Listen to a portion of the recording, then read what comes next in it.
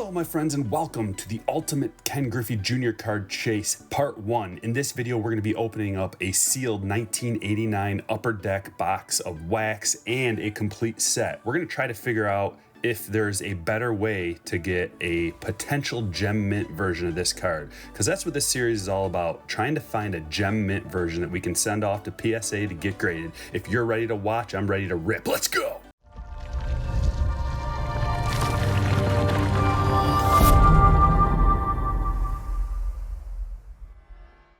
This is the spreadsheet that I've created that contains all the different sets and boxes that I'm going to be opening in this series. In the left column here, we've got Upper Deck. 1989 Upper Deck, the lowest ask price that I could find is $2,600. Now, in a PSA 9, there are 2,632 in the population report.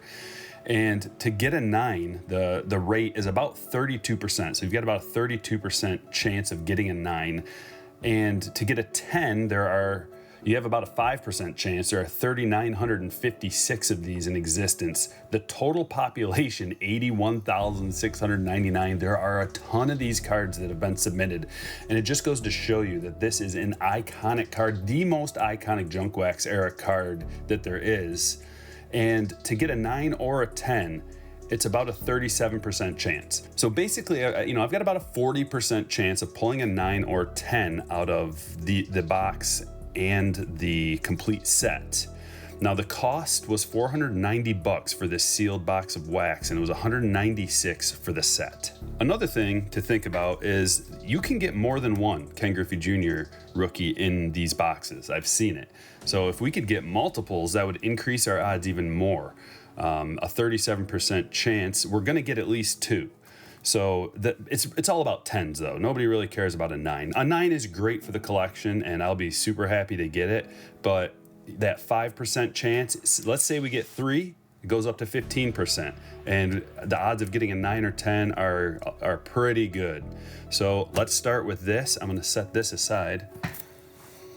This might be a long video because I'm going to take these cards. I'm going to try to fast forward some of it so it doesn't get boring, but I'm going to try to take these cards as I pull them, put them into these card savers for submission so that they don't get handled more than they need to. And I probably should be wearing gloves, but I hate wearing gloves, touching the cards. It takes the feeling away from it. You know, you want to be able to feel and have all your senses available. Smell, touch, taste. Yeah, I'll taste it. Why not? And if you have a glove on, it just doesn't cut it. So I'm gonna get Billy out for this. I've actually never had a baseball card exchange box because I don't open the old wax very often. But this is a certified, check it out, here we go. This was opened from a sealed case. And that's important for these cards because apparently there's a way to tell if you get multiple Griffeys, or I don't really know. I've just heard that it's important to get these from the baseball card exchange or actually buy a sealed case of this stuff, because there's a way to tell, even if like you open up one box from the case, there's a way to tell what you're gonna get out of it. And from the trailer, if you watch the trailer, you'll know that this is the first box I've ever opened of this. I've opened up a pack or 2 throughout the years, but this is going to be a first for me. And when this came out, it was a different ball game. It changed the game. This is the first premium release that there ever was, and the cards are higher quality than there were before. There are more of an almost glossy, not quite glossy, but it's just a better quality photo, better quality card. On the back of the card, they've got a hologram, and the holograms are important because to get a PSA 10, that hologram has to be mint. And you can even see on this one that the top little piece of that hologram has a little curl to it, so you probably wouldn't get a 10 on this. And the edges being cut like that, that's okay as far as I know, as long as there's no damage, like the factory cut's okay. And of course, there's all these little holograms, which are sweet. We got a Padres one right off the busy. So what I'm going to be doing here is, I don't really know. I'm just going to kind of set the good cards in a good card pile like we normally do. And I'm going to be really gentle with these so we don't scratch the surface. because there's a bunch of cards. I've got them written down right here. We got the Randy Johnson rookie that you can get, worth about $365 in a PSA 10. So there's another card. It's not just the Griffey that we're looking for. And these cards they're not stuck together at all. They're great quality control for the most part. You run into centering issues a little bit. Juan Samuel. That's the biggest issue, I would say, would be the centering and the hologram card on the back.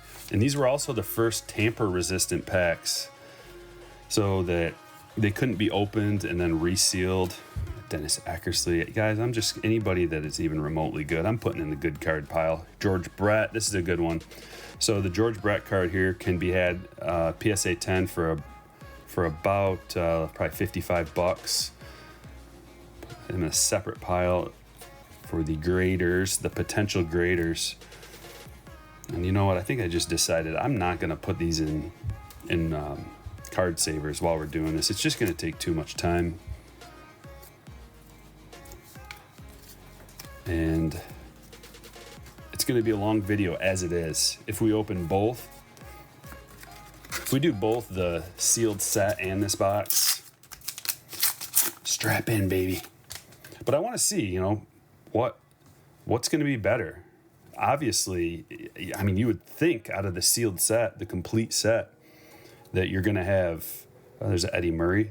So Hall of Famers, I don't know if that's a grade-worthy one, but probably get you about $50 in a 10. However, the 9's probably not a great thing to be spending your, I mean, to get a 9, it's probably like a waste of money, just because there's so many of these cards in existence.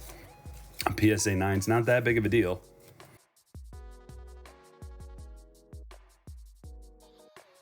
There are some error cards in this set as well that you can look for.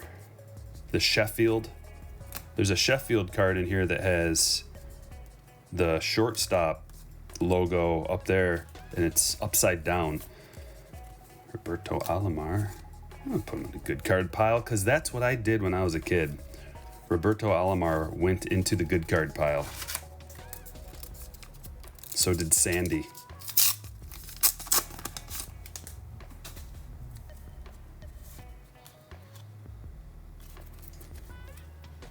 Bunch of Hall of Famers. Here we go. Whoop. Easy there, Stryker.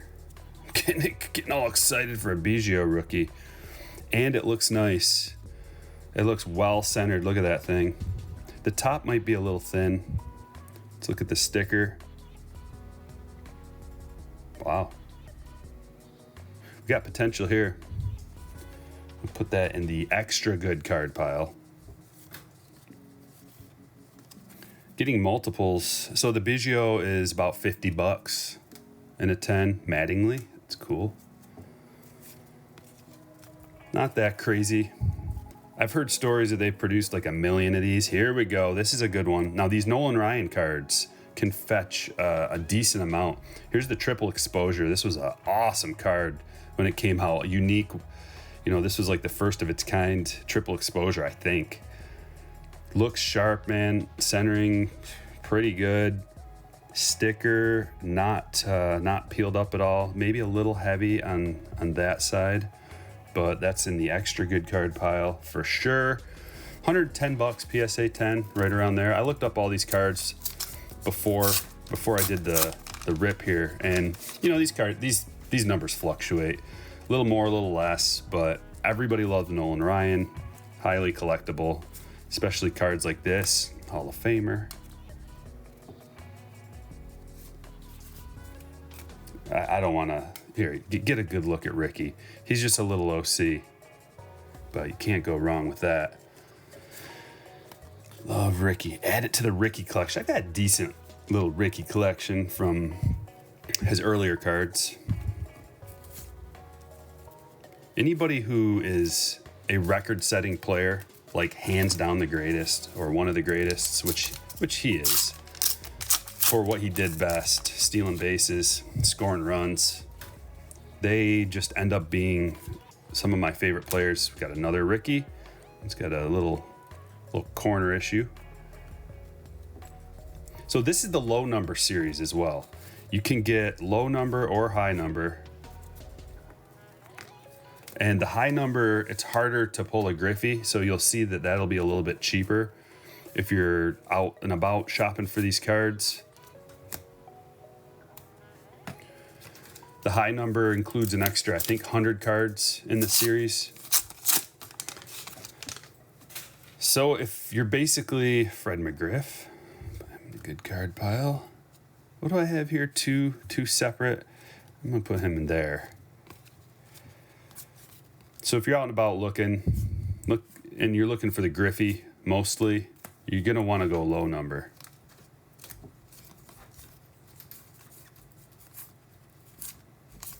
I don't really know who's in the high number that you would want to chase. There's got to be somebody. I'm impressed with the overall quality so far. I'm not seeing any quality control issues. I'm not seeing streaks, print lines, corner issues, anything like that. So Dave Parker, the fact that they were that this was out of a sealed case is huge.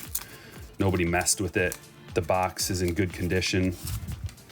The packs keep these cards in good condition overall.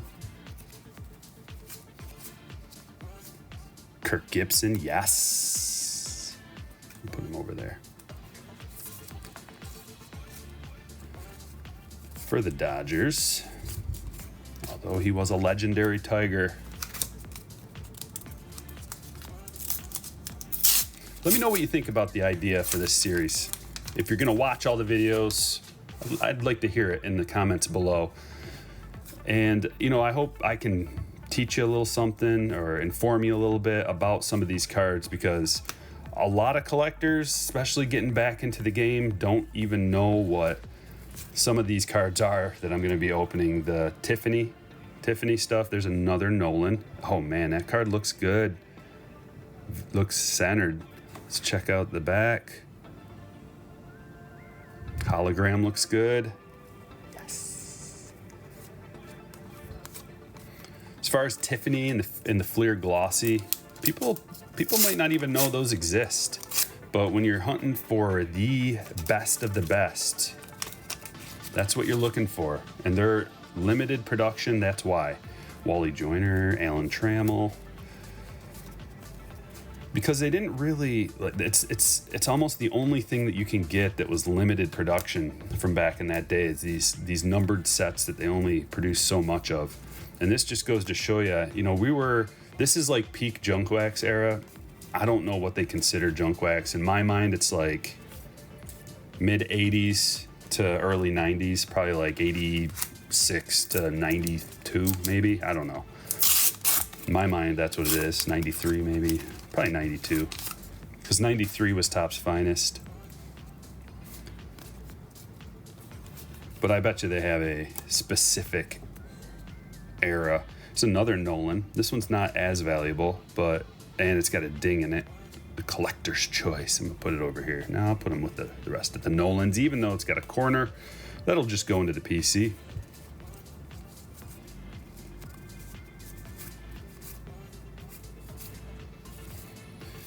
It was a no-nonsense time in baseball cards. Not a whole lot of like subsets or chase cards other than just your base, which is another reason why that these Tiffany and glossy and numbered kind of sets are so desirable. And they're, as more people open them, like I'm going to do here, the sealed stuff will go up in value. I would imagine, just over the years especially. I mean, you've seen these Griffey cards alone just skyrocket in value because of people like me, people like you, whoever's watching this. You're probably in the same boat. Cards that we couldn't afford when we were younger, or didn't even know about. Most people didn't even know about the Tiffany sets, really, unless you're like a serious wax collector. This is the third one. That is unbelievable. I love it. Haven't seen a Griffey yet. That's not cool, but another centered one. Wow, yes. I mean, $300 potentially right there. I doubt they'd all gem up, but you never know. It's just such a low gem rate, which is strange. They're super, super picky with the mass-produced stuff, which is good, I guess, but it's such a subjective thing. It seems like grading. One guy says it's a 10, one guy says it's an 8. I watched one gentleman's video on YouTube where he submitted a whole bunch of these Griffeys, like 50 or 60 of them. I think he only got one gem, it made me gulp. This is going to be hard. And a lot of people are going to say, why didn't you just go buy the Griffey? Well, that's no fun.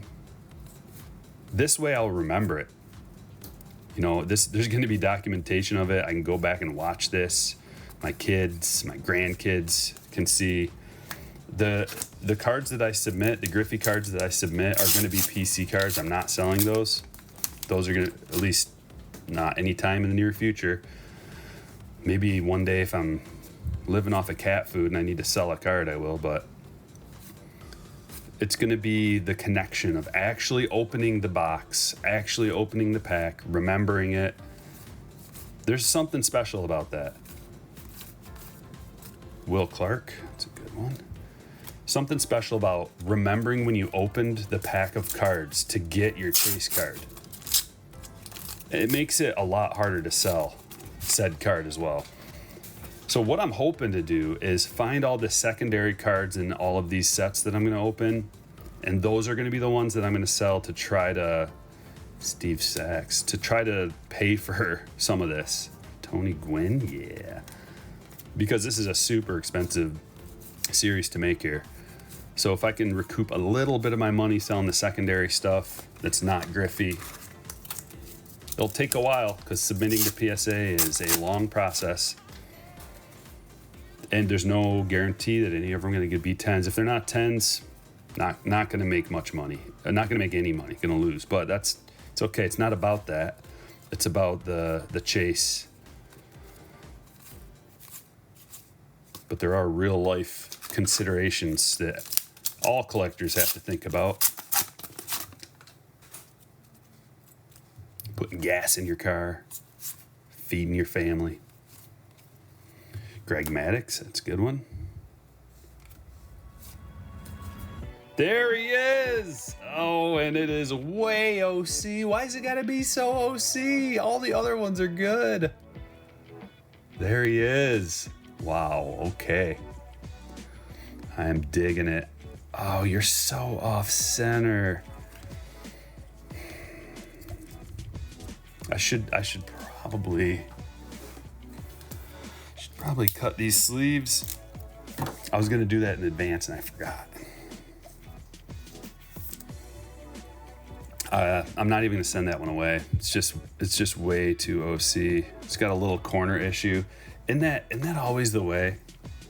The one card you're chasing has the issues. But that's why I also got the complete set, so hopefully we can get a better one.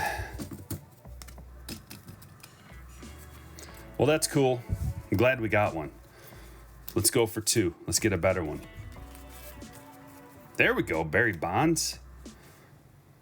Definitely going in the good card pile. You know what? That one might go in the really good card pile. I didn't look up the bonds. I don't know what the bonds goes for in a gem. I would have to guess between 50 and 100. Just because all the other Hall of Famers, even though Bonds isn't, he's a Hall of Famer. Come on, who are we kidding? Just like Pete Rose is. 4? 4 of these? I want the football one. There's another Nolan Ryan where he's throwing a football. I want that one too.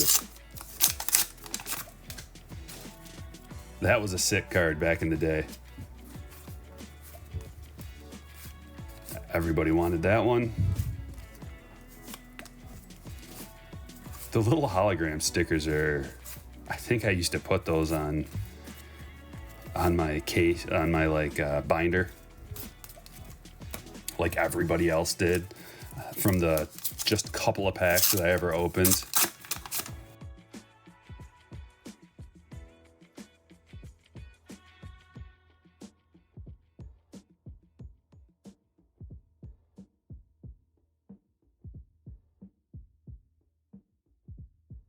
They must have caught it. There's Cecil. Cecil for the Jays. Looking good, big boy.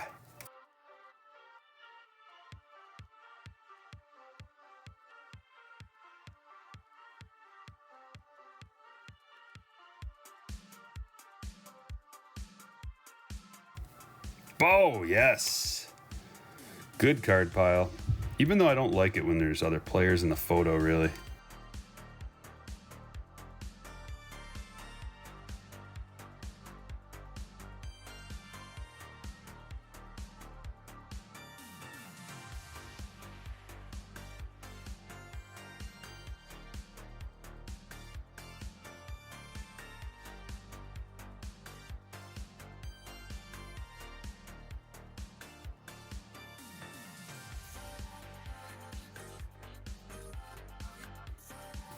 The font is different on that card.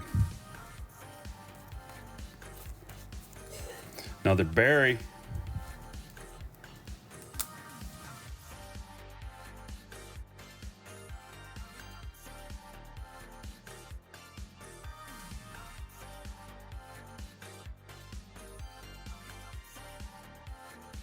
Rob Deere, yes. Another. There's four of these, and they're all in good looking condition.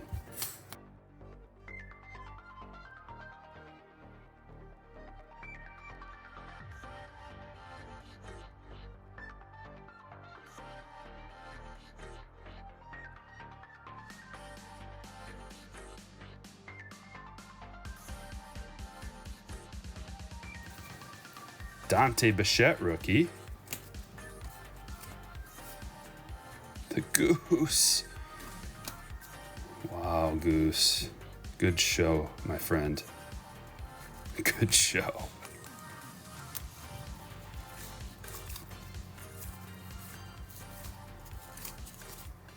All right, let's check out that complete set. Well, I took the time to look these cards over and see if any were grade worthy, and unfortunately I only found a couple, but let's just go through. So I got 2 Barry Bonds cards, and this one looks pretty good. There was something wrong with it, I can't remember. Oh, the back is OC. The front looks good, but the back was OC. And unless it's gonna get a 10, I'm not gonna submit it. OC. So 2 Barrys. We ended up with 5 of these Nolan triple exposure cards, and I did, out of the 5, I think I got 2 with a potential gem worthy. I'm gonna try. Doesn't hurt to try. If they get 9s or something, or if it's way off, I don't know, but I looked them over pretty well. Got the Bichette rookie, the Biggio. Unfortunately, these ones aren't gonna gem up. Couple of Rickies. Eckersley, Alomar, Mattingly, McGriff, Gibson, Joyner, Trammell, Will Clark. We've got Kevin Mitchell, a couple of those. Dave Winfield. We got the George Brett, way OC. Eddie Murray, and Bo Jackson, way OC. So I see now why it's so hard and why these cards can be so valuable, especially the Griffey in a gem, because they made like a million of these. They made millions of them. So now is the part where we look in here and see if there's better quality control.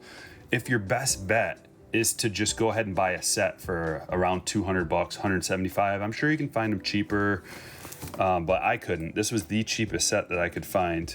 This is a read buy from David Adams. So this is supposedly legit, factory sealed. It says 1 through 800 in here. We're just gonna go through here, pull them out, see if we can't find the Griffey in a gem, and he's gonna be card number 1, which is right here. I'm actually gonna take some cards out of the back first so that we don't damage the Griff.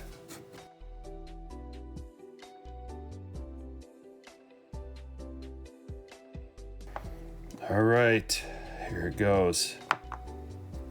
Come on, baby. OC. That is the issue. That is the issue with these.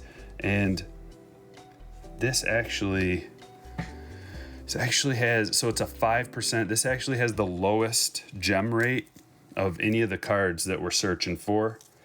So it's understandable. Other than being slightly OC, it's a little more than slightly. The back's pretty bad too. So it's a lot less expensive to go the complete set route, but I don't know that you have any better of a chance of scoring the big one. I'm going to fast forward through some of this as I look through these cards, and I'll stop on the good ones.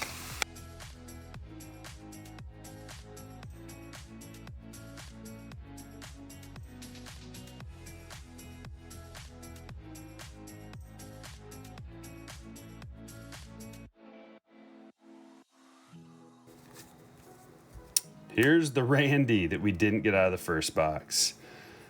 And it is OC. But I'm glad to get it because I'm a Randy fan. I'm pretty sure everybody is. So we'll just put this in a regular top loader and add it to the collection. It's definitely going on a stand. Smoltz. Got the Smoltz, and it is OC.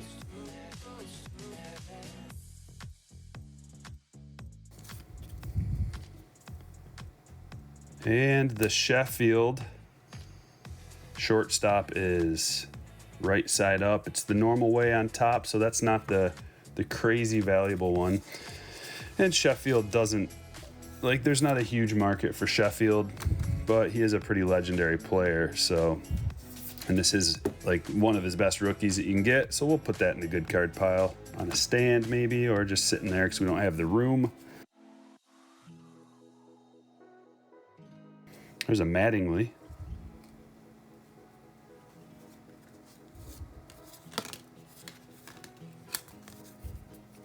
Okay, we got a Roger Clemens.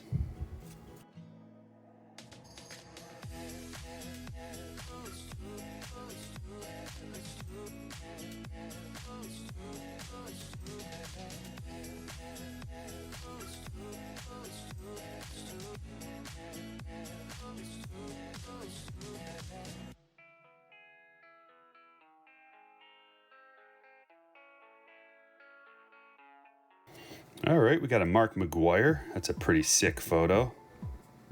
Look at him, he looks like a mountain.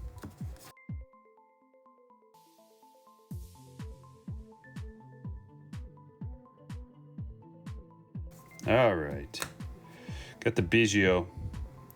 That one actually looks nice. I'm gonna put that over here. Might be gradable.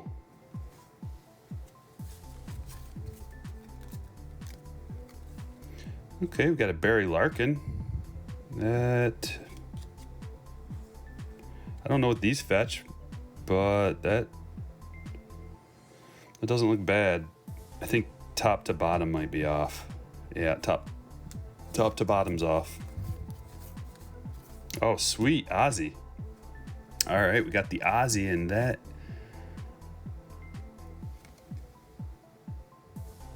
A little OC.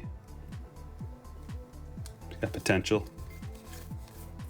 I'll check them out later. Strawberry.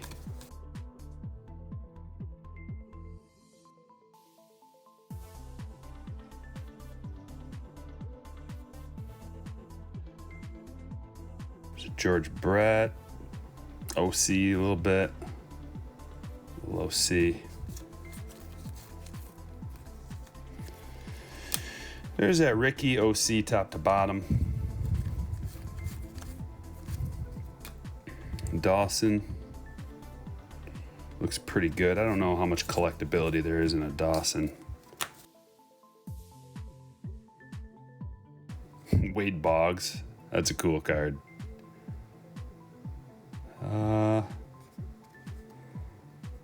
Looks a little OC. Oh, sweet. Tony Gwynn. OC left to right. Oh, there's a Kirby Puckett.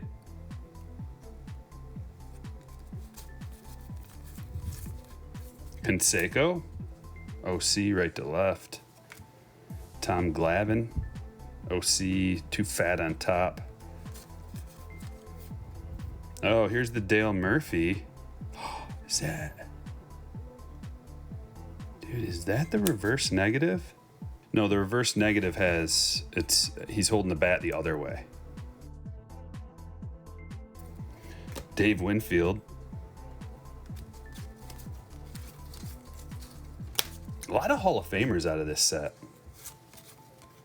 Jack Morris.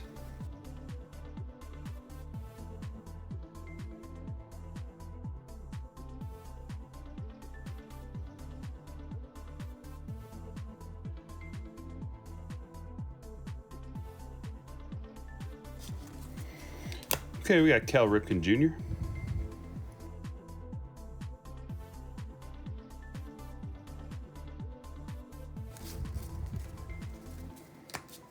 There's the Bonds. So a little, it's pretty close, but not close enough.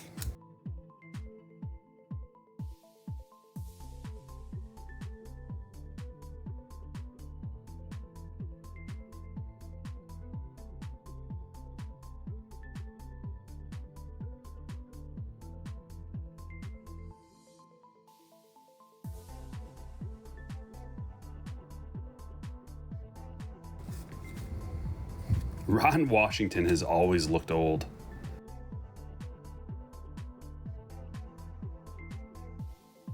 And they included these clear or these white cardboard stocks on the last card before the last card and the first card.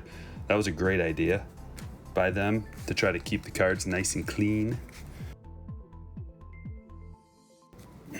Omar Vizquel, rookie right there, little OC.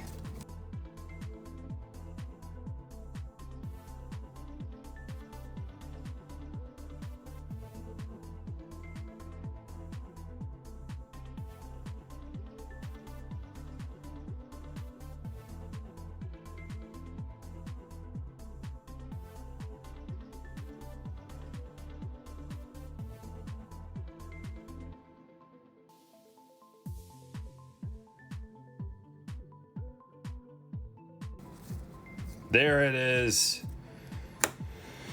Nolan throwing a football. Little OC, not gradable.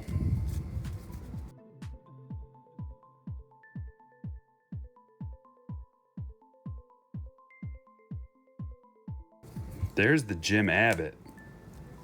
The triple exposure Jim Abbott. It's pretty cool.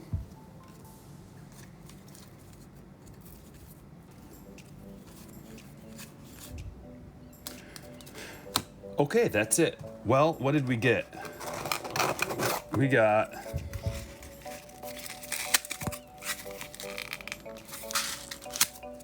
a big old stack of stickers. So what did we get from the whole collection? A lot of good cards, a lot of Hall of Famers, a lot of Hall of Fame rookies. We've got pretty much everyone from the 80s and 90s that were any kind of notable player. Got a wealth of those Nolan Ryan cards. Ended up with 2 Griffeys, both of them pretty severely OC, and they will not gem up, but that's all right.